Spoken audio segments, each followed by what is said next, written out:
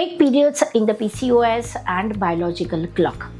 કુદરતે બહુ જ સરસ રિપ્રોડક્ટિવ સિસ્ટમની રચના કરી છે.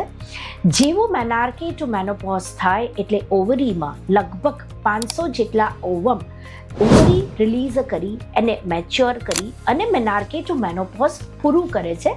એ રિપ્રોડક્ટિવ સિસ્ટમ છે.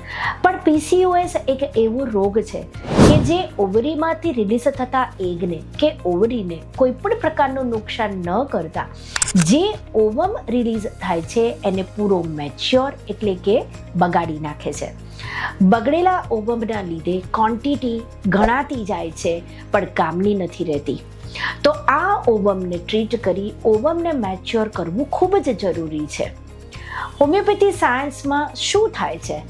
જો તમે proper treatment, proper root cause દૂર કરીને કોઈ પણ પ્રકારની મેડિસિન્સ લો તો એ ઓવમની ક્વોલિટીને ચેન્જ કરી તમારા હોર્મોન્સને બેલેન્સ કરી તમારી ફર્ટિલિટી વધારે છે. સમય ખૂબ જ ટૂંકો છે. ઓવમ ફિક્સ છે. જો એને સમયસર ચેન્જ ન કરવાથી ઇનફર્ટિલિટીનો રેશિયો વધતો જ જાય છે.